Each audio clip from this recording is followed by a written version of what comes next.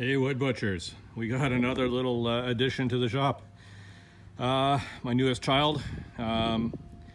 So cabinet shop was shutting down. They got one of these Scorpion joiners. It has a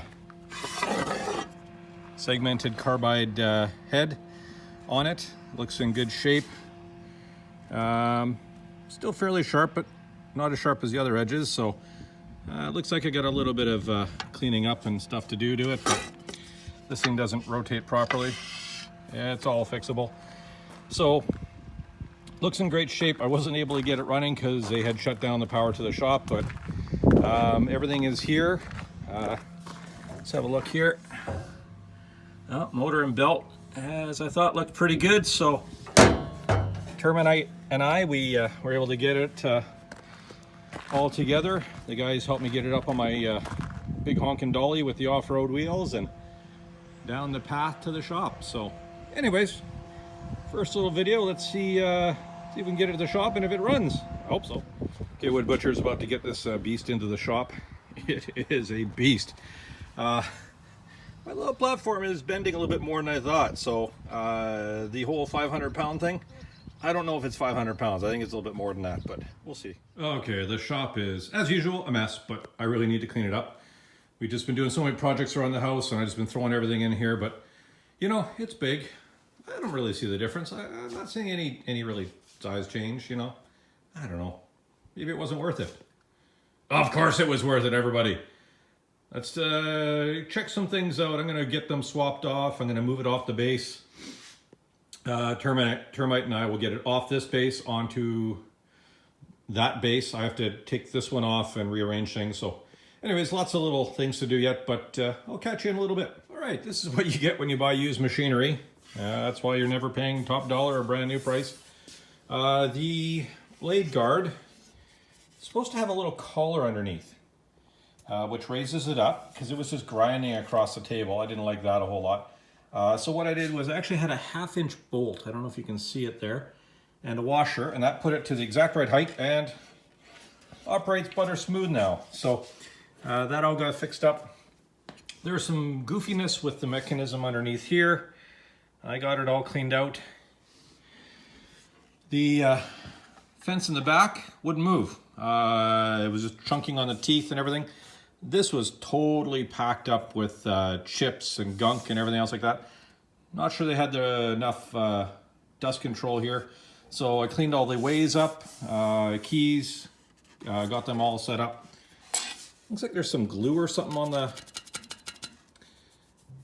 on the table. You know what? Hey, you know what? I gotta take good with this bad. I'm gonna put that there so it doesn't move. Stay, heel, down, whatever. Okay. Motor fires up. It runs super quiet. The teeth, I gotta admit, are a bit dull, but they haven't been rotated yet at all. I checked every single one of them. They're all in good shape. They're dull on one side, all 3 other sides, good to go. I never got any spare blades. I know I can get them locally, or I think mywoodworkers.com or something like that. Carries them as well. They are 15 by 2.5 millimeters. Took the calipers out. And they have, much like the Helix, that sort of scalloped sort of edge. So it's not perfectly flat across it. It's just got a slight radius.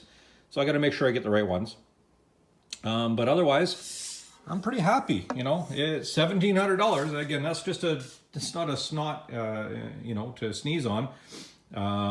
But considering the beef, the heft, man, these tables are huge. And the 8-inch capacity with the, you know, segmented / helix / spiral / whatever head you want to call it.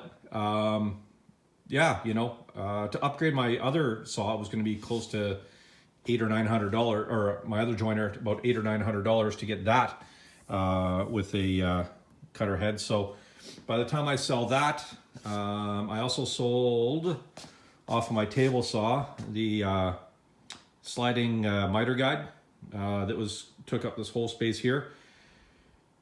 Oh, that was a tough one. I wasn't sure what to do. I love that piece of equipment, but I gotta admit, I've whacked my thigh on it so hard that I could hardly walk after, more times in the last 5 years than I probably used the features of it or put the fence on it. It's just an extra side feed table, so it's gone. That helped to fund this, so I'm not out that much. So I'm doing pretty happy with it. Cleaned it all up. I'm going to recondition it, clean off that fence, tweak it up a little bit, and go from there. It was funny, they had this little 4-inch dust port on it, and man, it's clogged. I can't even get that gate closed. So let's put it on the system with all the fancy dust ports and the extra collections and stuff like that. I think we're going to have a little more success with it. Otherwise, I'm going to keep working away at this. Now, how am I going to get it off this thing? It's too heavy to lift myself. I think I'm going to get some physics involved, just like I did with the little one. I have it supported on my 2 sawhorses, just to get the base out. So probably going to use a system like that because these sawhorses are good for 1,000 pounds each.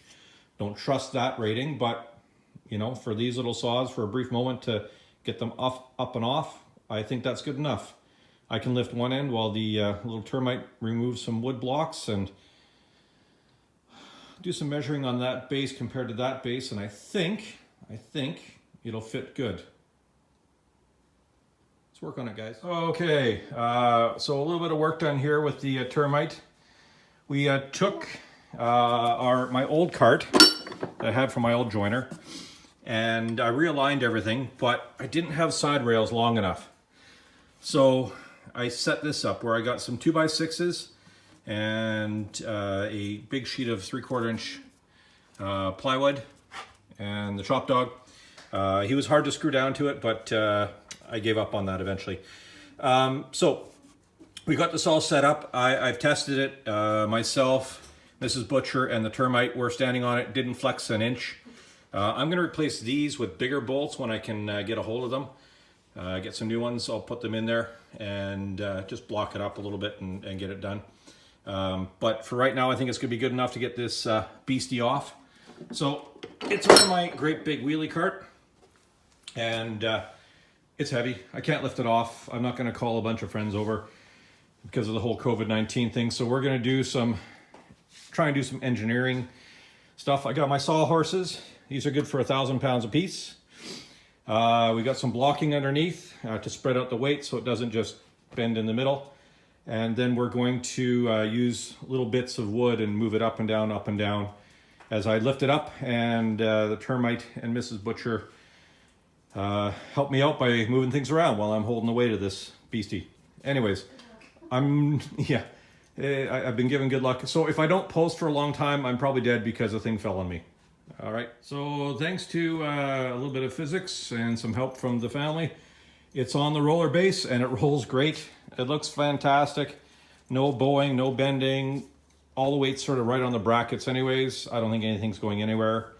Rex, the shop dog, all he did was just get into the sawdust and try and eat it. So, and get in our way, such as a dog.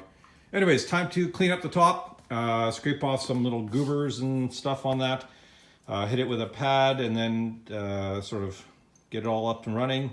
Put that fence back on and I'm up to business with this guy. So I'm hoping later on to be able to give this a go and have some fun with it. Thanks a lot for coming along, and I'll give you the final update once it's all back together. I scraped the whole top down and there's definitely some gunk on it. So my way of dealing with gunk on cast iron surfaces is to get some ultrafine steel wool.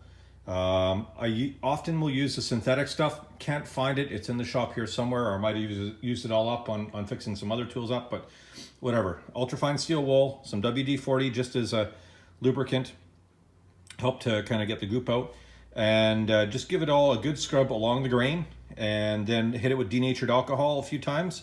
Get all traces of oil, and then I use, it's now called Glide Coat, I think, Bostic Glide Coat or another brand, but this is what I got. This is the last of this can. I got 2 more sort of sitting in the closet, some new ones. So I'm gonna use this up, give that a nice surface. It seems to really help with rust. It also helps to really allow you to move wood and other stuff easily.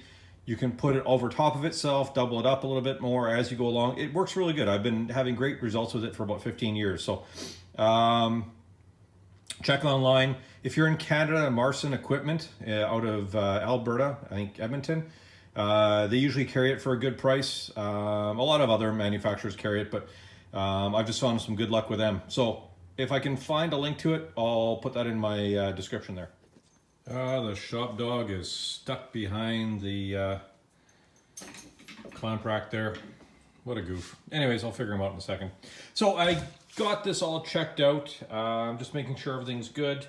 I got my long level straight edge thingy. Between here and here, it's level within 2/1000ths of an inch. For me, I think that's good enough. Yeah, I'd like to get it down to 1/1000th of an inch over the entire thing, but these are pretty close to coplanar. Yep, shop dog at work again. But I'm not sure. This is on a ways system, like, you know, basically dovetails. I don't know exactly how all that works as far as trying to get it coplanar and that type of thing. So I'll do some research, but for right now, close enough for hand grenades and horseshoes. I have a gauge coming that will allow me to check the basically maximum height from this side to that side to make sure that I don't need to shim these blocks, but it moves smooth. So it looks like it's all factory, so I'm good enough with that. So I'm gonna do some test cuts, kind of see, I'm gonna find some gnarly stuff if I can, throw it through here, hook it up, test her out. I think it's good. Just gotta, you know, 90-degree out the fence, make sure all the stops are good, and she's ready to go. I love it. Okay, so I'm gonna go on this one. Have a great evening. It's, I think, 30 degrees Celsius out here, so a beautiful evening. Bit of a wind, so it's not so nasty hot. Otherwise, take care and have a great week.